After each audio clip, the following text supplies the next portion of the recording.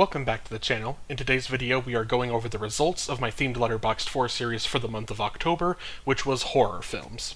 Now if you're new to the series, I'm going to put this video in a playlist with all of the other additions into this series, but basically all this is, just a quick rundown, is every month towards the beginning of the month, and then this video, which is supposed to be towards the end of the month, obviously went over a little bit this month, but this is the beginning video is just kind of the setup where I introduce a specific category for that month and I give you what my current Letterboxd 4 is, and then at the end I do the results video where I talk about every single film that I saw that month that fits into that genre or category or theme or whatever it is, and then give you what my final Letterboxd 4 of that specific theme is. So again, we've done this is horror, we've done superhero films, we've done Black History Month, we've done LGBTQ, Pride Month, we've done animated, we've done, just comedies, we've done so many different things, we've done Best Picture winner, we've done a lot. Obviously, we've, done 10 different categories to this point, so if you're interested to check any of those out, this will be in a playlist with all of those.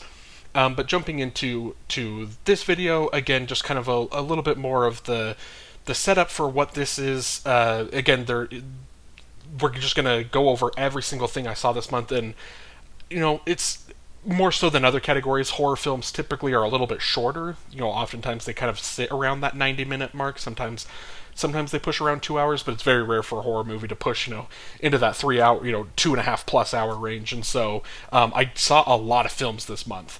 So we're just going to go over all of those and then pick that final Letterboxd 4. There are a couple kind of rules to go over, just for in your head if you're trying to think of what would be in your horror Letterboxd 4. A couple of the rules that I have in place. One of them is just that it has to have the horror genre listed on Letterboxd. That was kind of what I considered. At first I was going to kind of maybe try and gatekeep it a little bit more and really pick and choose, because there's some things that have a horror tag on Letterboxd that I don't necessarily consider horror. I would consider it more like a thriller mystery or something. But in order to just keep it clean and simple, I just left it at that. It just, as long as it has the horror genre listed on Letterboxd, then that was good enough to be qualified. And then the other thing is there are a couple exclusions, because in this series, by the end of the year, I want there to be 48 different films that I've talked about and have put in those Letterboxd 4s, and so if a film has ever been used in a previous Letterboxd 4, then it's excluded for consideration here. So there was 2 films that had already been used that are excluded here. The first being Get Out, which was in the Black History Month episode, and Perfect Blue, which was in the animated film category. And again, like I said, I watched a ton of horror films this month, so let's not waste any more time. Let's get into this, and let's start with the films that I watched this month that didn't make the cut. The Long Walk. When I first saw the trailer for this, I was immediately dismissive, as I thought there was no way to make walking scary enough to carry the film. Turns out, it's the heart and the emotion of the film that carries, and the horrific consequences of our contestants not meeting requirements just adds to the emotion of the film. Him. There is so much here that feels like it should work, but the execution just falls short. With a few tweaks to the script and some more fleshed out scares, this really could have been something great. The Thing. I watched this earlier this month for the science fiction video, but it unquestionably fits the horror category better. It's a film that I liked on first watch, but I know I will love it more and more with additional rewatches. It Chapter 2.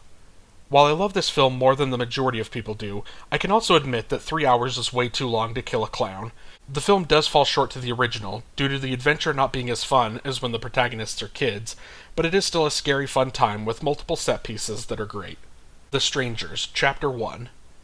A lifeless remake that doesn't do much to justify its existence. If I remember correctly, I believe my review for this film on my channel was that I had no interest in seeing Chapter 2 when it came out. The Strangers, Chapter 2.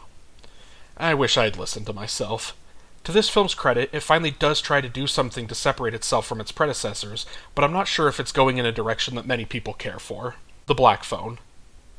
There are a lot of elements here that work very well, and a few scares that genuinely had me jump in my seat. I think the script could have gone even further, but I'm excited to see where they take the sequel. Black Phone 2. While this isn't where I would have taken the sequel per se, Scott Derrickson had a vision and wholeheartedly committed to it. The Sinister-style Super 8 segments definitely added the most terror to the film for me. Psycho. I watched this for the first time years ago when I still had the belief that older movies just weren't as good as movies today. Yet, this film is so good and eerily crafted that I even loved it back then, and it gets better on each rewatch. Slither. The style of horror here isn't exactly my cup of tea, but I can see how so many people would love this film. I am glad James Gunn moved on to superhero films after this, because I like those a lot more than this coming from him. Saw. A franchise that has a reputation that the later films certainly earned, but the original film is a gritty thriller mystery that is held back on the true horror elements. I was very dismissive of this franchise for so long, but this is one of multiple films in the franchise that I fell in love with when I first watched them several years ago. Nosferatu. I've watched this multiple times now since it came out almost a year ago, and each time I keep getting blown away by how beautiful the cinematography is. Lily Rose Depp is an actress I've never really cared for, but she is incredible here, and the final moments of the film are perfect. Frankenstein. I hadn't heard the best thing about Guillermo del Toro's Frankenstein adaptation when it had its festival premiere, but I was honestly blown away by it. I admittedly am not super familiar with the Frankenstein story in general, so I wasn't expecting to be as moved as I was by the third act. Shelby Oaks. This was one of my most anticipated films of the year, and while I didn't completely hate it, I didn't exactly get stuckmanized either. There is so much here that worked for me, from the cinematography, editing, direction, but the script that basically becomes Hereditary and other existing films for extended stretches of time took me out. The Babadook. This has always been one of my favorite horror movies, as it was one of the first quote-unquote good horror films I watched, after exclusively watching bad jump scare horror. I don't know if this is still the masterpiece I remember it being, but I still love it. Sinners. This is a film that I think the more I watch, and the more it grows on me, could find its way into the Letterboxd 4 in the future. It's still my favorite film of the year, but the newness of the film makes it hard to overtake some of those horror films that I have loved for years. Weapons. I absolutely love telling the story Rashomon style, because it keeps building the tension around a single event that doesn't get overly stretched out and become too convoluted. Everyone is giving a great performance here, but I will always remember Amy Madigan's Aunt Gladys. Black Swan. Natalie Portman is acting her ass off here, and I think I liked this more than I would have had I not just watched Perfect Blue for the first time months ago. While I don't know if this is exactly what I was looking for in the horror category, there was a scene in the bathtub that scared me more than the majority of films I watched this month. A Quiet Place. I'm a massive fan of horror films that introduce something unique to their world, and this is no exception. While nothing else in the franchise has lived up to the original film for me, I am still glad that this film has turned into one, because there are so many questions and character stories to explore here. A Quiet Place Part 2. While I just said nothing lives up to the original for me, this is very close. Cillian Murphy is such a great addition to this world, and Millicent Simmons makes the absolute most of her increased role from the first film. I Know What You Did Last Summer. I never had any interest in this franchise, and now that I've made my way through them, I can say my interest level is essentially the same. This is clearly the best in the franchise, though, with an original story that is at least compelling at times. I Still Know What You Did Last Summer. A sequel that is basically doing the first thing again, but this time with a twist. A twist that only works if you don't know geography. At least the sequel still had the surviving characters in it. I'll always know what you did last summer. So I didn't exactly like the first two, but at least I can admit that they are much better than this. I want to give my honest thoughts on this film, but I genuinely can't remember anything about this, and it's only been about a week since I've seen it. So... I Know What You Did Last Summer. A modern look to the franchise, but the script and its characters are so underdeveloped that I couldn't find myself caring. And since I'm not really a fan of the franchise, I didn't care, but this Legacy sequel makes a decision regarding an OG character that I'm sure diehard fans of the franchise will have some opinions about. Halloween. Admittedly, I'm not the biggest fan of the franchise, but watching the film on the holiday is a tradition and just feels right. Now to cap off the night with a doubleheader that John Carpenter himself would approve of. The Substance. A film that is so twisted that every time I watch it, I'm shocked at what they pull off. The makeup department absolutely knocked it out of the park, and crafted some of the scariest imagery I've seen in a while. Insidious. When I was younger, I was so scared to watch this because of how creepy Tiptoe Through the Tulips was. When I finally watched it, I loved it, and was surprised the lipstick face demon scare is what would stick with me longer than the song. The Purge. This is one of many films that I am way higher on than the general consensus. I was hooked on this film from the first trailer, and while I am still a little annoyed at how easy it was for them to break into the house, the premise and atmosphere still create a scary experience. Good Boy. This is more than likely on me for going in with certain expectations, but I was expecting something a lot scarier and a lot less sad. It is still an incredible film with how it was made, and Indy is indeed a good boy. Fear Street, Part 1, 1994. I had absolutely no expectations when I went into this series for the first time, but I'm so glad I did. This completely caught me off guard, and there is a scene in this that made me audibly yell, "Oh shit," when I realized how serious it was as a horror film.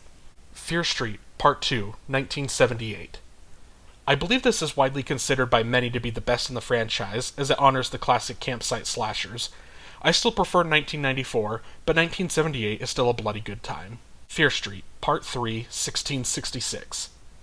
While I love the continuation of the lore of the witch in the franchise, and there is truly some haunting imagery here, this is probably my least favorite of the trilogy.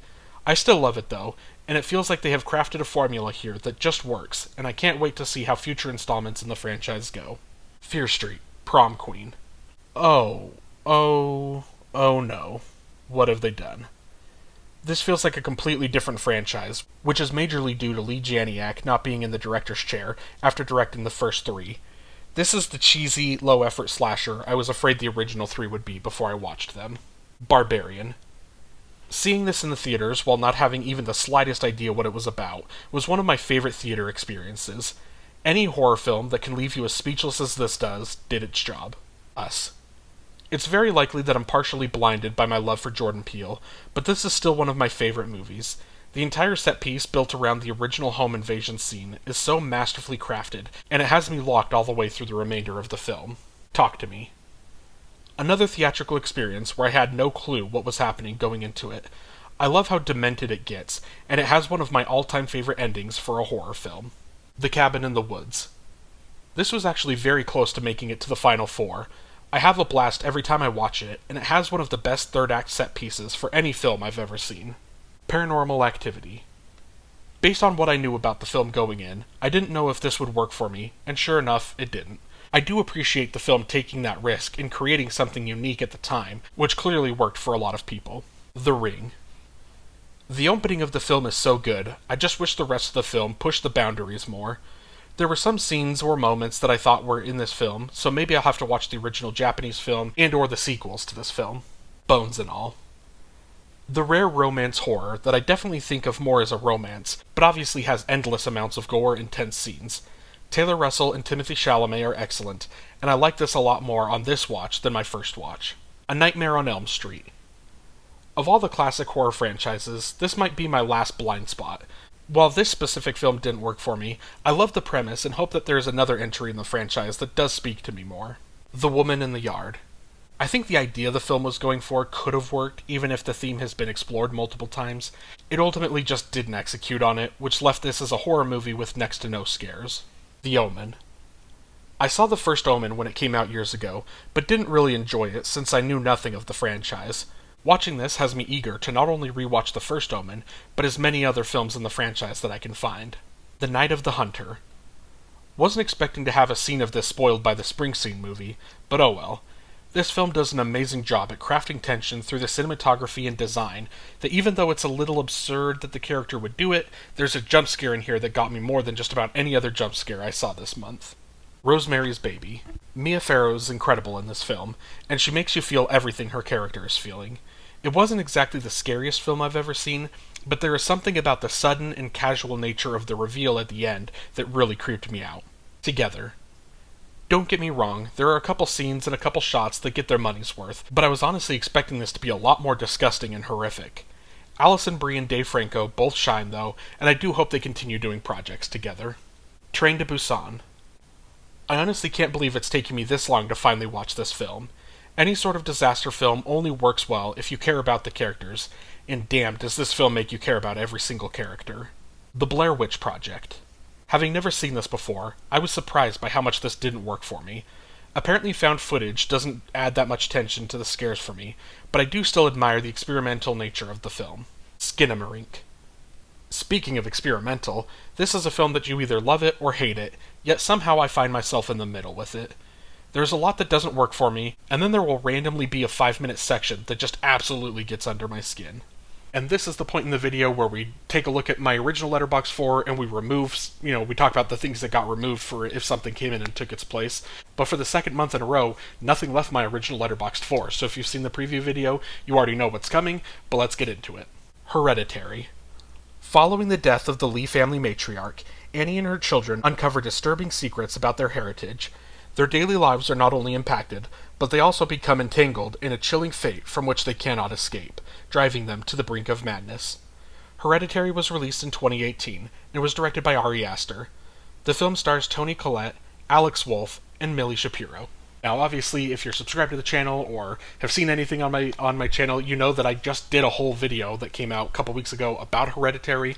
So I'm not going to speak a whole lot here because there is a whole long 30-ish minute video that you can go watch on that if you want to hear my full thoughts.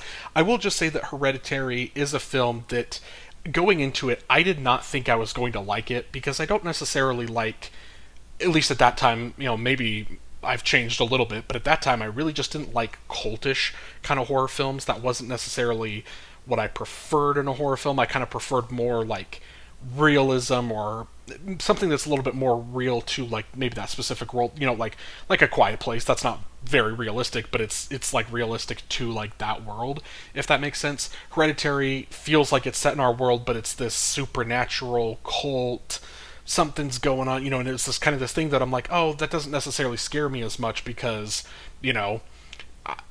it's not something that I necessarily believe or like, am that worried about happening to me. So it's just like, I don't know if I'm going to find it that scary. Going into it, that was my thoughts. What I came out of the film, I did not realize how much of a emotional and painful and just kind of like trauma-filled like horror, how much that can kind of like sink into you. And I know that that's something that specifically, I mean, with Hereditary and then with Midsommar after this, that a lot of people kind of bash Ari Aster for a little bit in a way of turning trauma into horror. Some people don't necessarily love that, but for me in Hereditary, it worked so well. Everything, the grief and the pain that specifically Toni Collette's character, but I mean the rest of the family, that they're all going through throughout this film, through a death in the family at the start of the film, and just everything that is going on with them, the way that those events cause this pain, this like horrific pain, that truly becomes the horror of the film for me. And so it's a film that it also was so scary to me because, and I danced around it in my review or my longer video about Hereditary, and I'm going to dance around it here again as well. There's a scene, if you've seen the film, you know what scene I'm talking about, but there's a scene that happens at about the 30-minute mark or so, 35 minutes maybe, into the film, and it's just such a shocking and horrific moment that from that point on, I'm just tense and scared, and everything is getting under my skin. And I think that that's like what made this so scary and such a horrific experience for me is just because of that, because of the one moment just putting you so kind of just like off put, and then just everything that comes the rest of the way, you're just like, you feel like you're already spent emotionally, and then everything just keeps piling on top of it, and it just kind of keeps pushing you as a viewer. And so it's a film that I can see being a little bit divisive because of that, if you're not necessarily in on that emotional ride that the film's going to put you on. But it really worked for me, and it's truly, there's another film we're going to talk about in a little bit here that's my favorite horror film, but I think Hereditary might be number 2. It. In a small town in Maine, 7 children, known as the Losers Club, come face to face with the problems, bullies, and a monster that takes the shape of a clown called Pennywise. It was released in 2017 and was directed by Andy Muschietti. The film stars Bill Skarsgård, Jaden Martell, and Finn Wolfhard. Now, it is another one that I think is maybe not necessarily divisive in terms as much as it's just, I think some people will watch it and they think it's a good film, but they don't necessarily feel any sort of like connection to it. Yet somehow I know, like, I'm not the only one. Like, I know people in my life. One of my coworkers is like just a big fan of Pennywise. It's like there's something about the franchise and just it in general. I guess honestly, even taking a step back, just kind of Stephen King in general, but specifically with Pennywise, with this world, there's something that just I think a lot of people kind of connect to this franchise in so many different ways. And going into it, when I saw it for the first time, I didn't. I really didn't know. I'm trying to think of like what I knew about the film when I saw it for the first time in 2017. I think the only thing I really knew about the story in general was I knew Pennywise, like I knew it was a killer clown, and I knew Georgie. I didn't know that Georgie was the opening scene, and so when I was seeing the movie and saw Georgie going down in his little yellow raincoat, and I was like, this is like the only thing I know about the film, or at least about the story. So it's like this happening right now is kind of crazy. But I did not know that Pennywise was a shape shifting demon that just resembles your worst fears. I just did not know that when I was going in and seeing the film for the first time. At that time I hadn't seen the original miniseries from the 80s. Is that when that miniseries is? I've obviously seen it a million times now, but at that time I didn't. I just did not know anything about this character, and so it was just such a fun viewing experience going in and seeing this. And this was also kind of during the era where, I the only horror films really that I was seeing were kind of like jump scare horror. Like that was kind of all I was into. I think I had kind of, so this would have been 2017, so this would have been around the time when I kind of started branching out and not just like seeing other type of horror films, but just seeing other films in general. Just going to the theater, experiencing a lot of different things, and so this was kind of around that same time where there's a lot of these films that I'm seeing that have these different kind of influences or just kind of expanding, what I like in a film. And so this film really came at a time where it had a great balance of jump scares. Like that is a lot of what the horror is in this. It is very jump scarish. It's not the most like, I guess some of it. I'm thinking back on it now. There are a lot that are kind of very formulaic and like set up. Here we go, jump scare. But I think the jump scares are so good that even when you kind of know something's happening, it still gets you. Like I still think of the Egg Boy jump scare as drawing a blank on all the characters' names. Ben, right? Ben's running through the library, and or he's in the library or the basement of the library, and he sees kind of the person walking down, and all of a sudden you see they don't have a head, and you see that this is the thing that's kind of chasing them, but then it's kind of setting up for the jump scare, and then you get Egg Boy and turns around and it's Pennywise right there in the camera. Like it's a formulaic and kind of a simple jump scare that maybe some people just don't like or won't care about, but for me I just thought it was still so effective that that worked. That type of jump scare horror worked for me. But what this film does so well that I think is part of the reason that I just like love the film is it is the blend of the humor, and it is very childish 12-year-old boy humor. But for me at the time, I found the majority, if not like 100% of the jokes they're firing off hysterical and great. It feels very authentic. It feels very like teenage boy comebacks and your mom quips and things like that. Like it feels like an honest friend group and like the type of things that they would be saying to each other.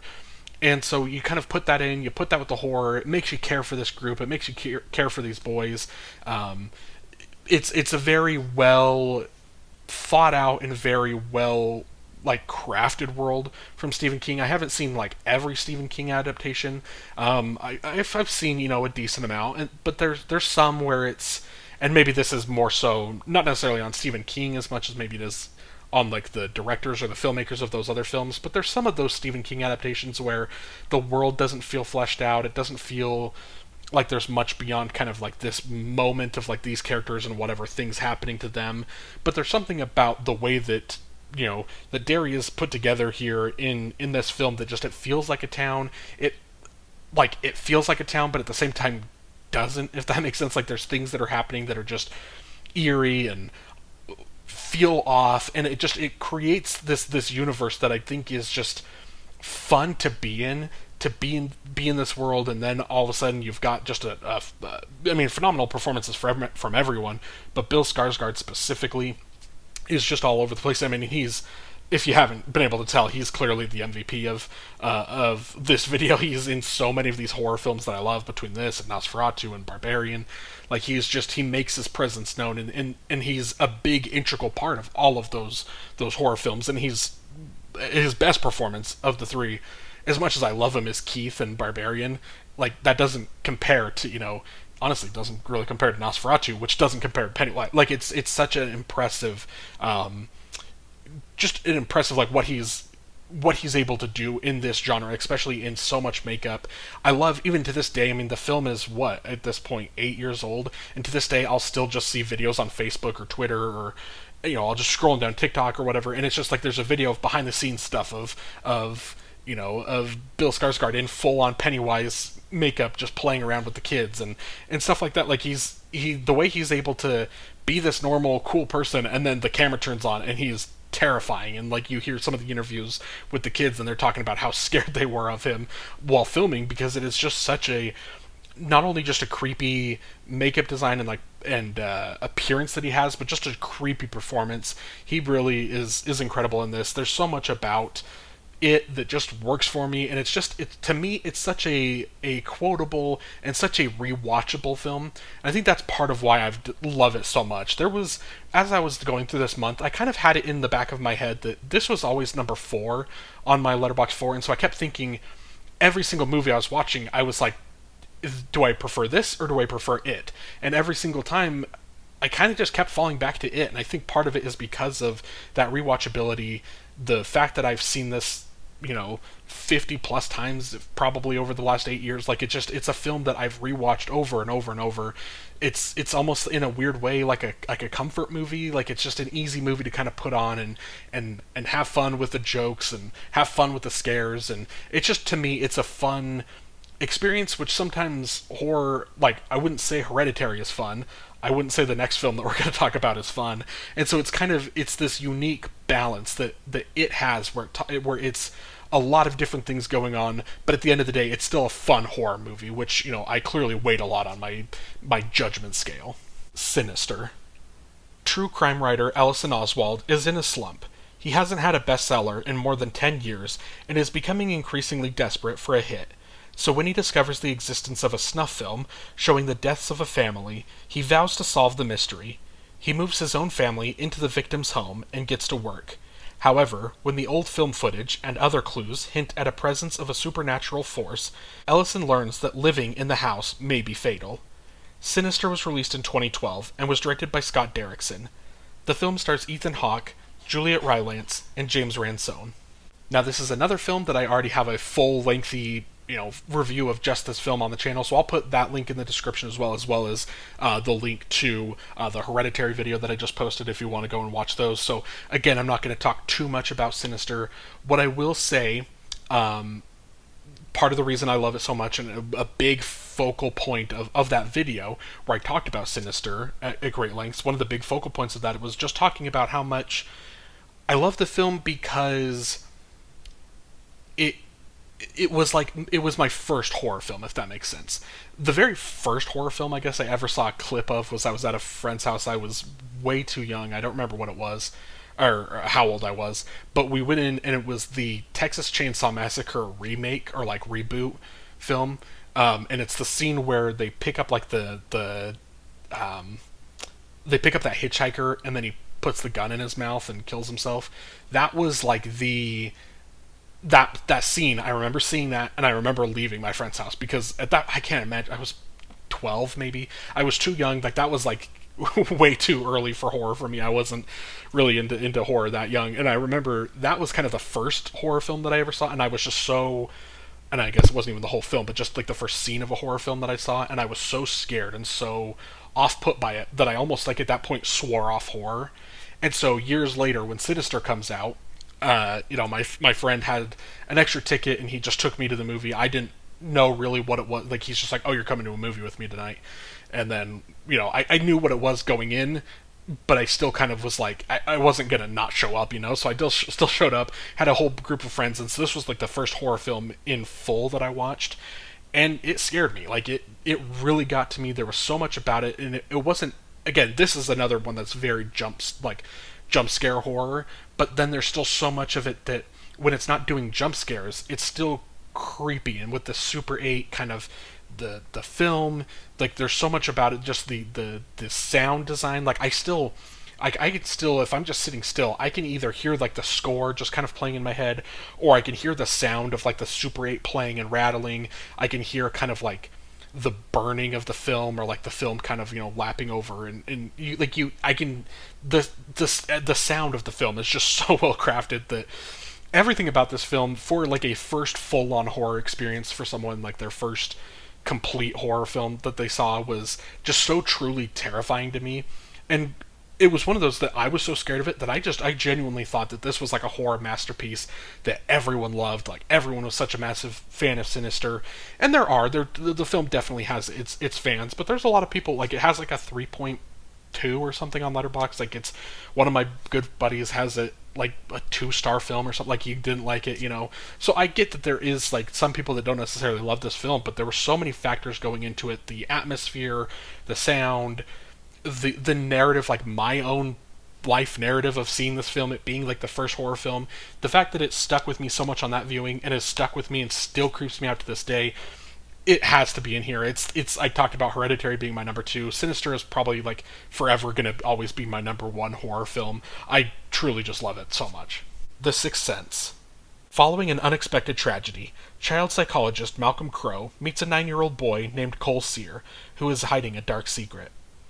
The film was nominated for 6 Oscars at the 2000 Academy Awards: Best Picture, Best Director for M. Night Shyamalan, Best Supporting Actor for Haley Joel Osment, Best Supporting Actress for Toni Collette, Best Writing, Screenplay written directly for the screen, and Best Film Editing. The Sixth Sense was released in 1999 and was directed by M. Night Shyamalan. The film stars Bruce Willis, Haley Joel Osment, and Toni Collette. And I genuinely didn't realize this until just now, that pretty much it is the only one of these 4 films that I haven't talked about already extensively on the channel. I talked about The Sixth Sense and how much I love The Sixth Sense in my M. Night Shyamalan ranked video, so guess what? We'll go ahead and we'll put that in the description as well for this video so you can go back and watch that, and I probably give maybe a little bit longer than what I'm going to give here, thoughts on the film.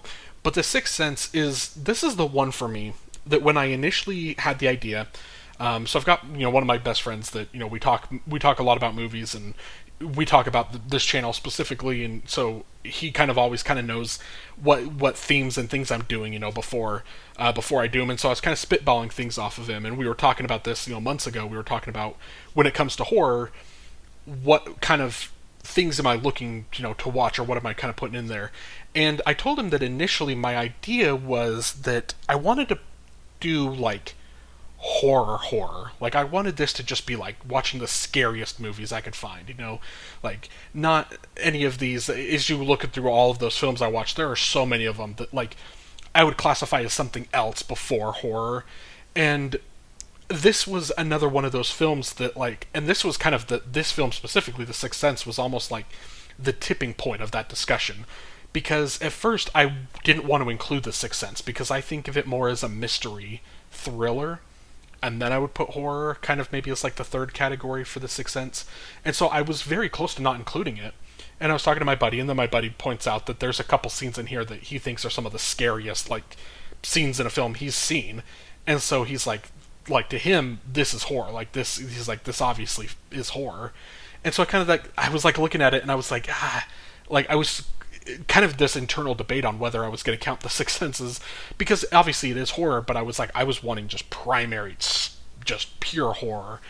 And so ultimately I decided, I kind of knew at that moment that I was like, if I decide to like let The Sixth Sense in, it locks up a spot in the Letterboxd 4, but then B, it also like opens kind of like the floodgates, I guess, to like so many other things. And so that's ultimately what we decided, because again, by not excluding it to just pure horror, it is just a beautiful film. And so the things about the film that I think I like more than the horror elements, which obviously are good, but it's the mystery of it all. It's the screenplay. It's the acting. Like there are so many just beautifully well-acted moments. My favorite moment of the entire film is the scene with Cole and Haley Joel Osment and Toni Collette, Cole and his mom, like in the car at the end of the film when they're stuck in traffic because of the car crash. And I guess there is kind of a brief little mini jump scare there that, could be kind of scary. But at that point in the film, like, it's not scary anymore. As Cole's talking about how kind of his visions and what he sees and stuff, it's not very... It kind of is taken out... It's turning to that point in the film where he's kind of taking control over it. He's not finding it scary anymore. He's finding it as like an opportunity. Like, so it's, to me, that's not a scary scene, even though it's maybe kind of briefly a little bit of a jump scare, but the rest of that scene is just so beautiful. Toni Collette is just so incredible in that scene. Haley Joel Osment, the first time I watched the movie, I just wasn't the biggest like like Haley Joel Osment, it's good for a child performance, but it's like, it's not like this incredible acting or whatever, was like kind of my thought. And then like each additional rewatch, I'm more and more blown away by what he's doing. And then again, in that specific scene, his cadence, the way he delivers his lines, the emotion that he's delivering the lines to, so where like the moments where Toni Collette's kind of choked up and can't really talk, and it's just Haley Joel Osment is the one that's delivering, like, that's just beautiful. The whole scene is beautiful. And so my favorite moments really of The Sixth Sense aren't necessarily the horror elements. It really is the human and the drama, the personal elements of the screenplay that is really kind of my favorite. So I was kind of hesitant on putting it in here, but again, because it very clearly is horror, it does have those horror elements, it did deserve a spot. And like I said, as soon as I made that decision to put The Sixth Sense here, it had a spot in the final Letterboxd 4. And that's it. Thank you so much for watching this video. Let me know what you think of those 4 films that I chose, or any of the other films that I talked about in this video, and just let me know what some of your favorite horror films are. What would be in your Letterboxd 4 of horror? It's such a horror. I feel like is one of the most, in terms of like all the genres of film. Like horror is the one that I think has the biggest like fan base, and it's like the one that people kind of gather around. Like you don't see romance fans kind of moving and defending their favorite genre as much as you see horror fans, the way that they come together and really love watching horror films, talking about horror films. Like horror is just such a just a fun genre, and so I'm sure that there's plenty of other films that I didn't see, that I missed. I watched, I didn't even count how many that was, like almost maybe like 50-ish films in this last month, just watching one film after another, because horror for me, it's such a fun and just exciting genre of film to watch. So let me know what some of your favorite horror films are down below. And also just a heads up, the preview for the month of November, I'm going to get that video up in the next couple days. Obviously I've already been kind of already watching a couple of the films that are in that November category, so we've already got a good little collection going there. So just stay tuned for that. And if you'd like to like this video and then subscribe to the channel so you don't miss any future videos like that one I was just talking about, or any other future video on my channel, and any other the different series and stuff that I have going on, I would greatly appreciate it. Again, thank you so much for watching. Have a great day.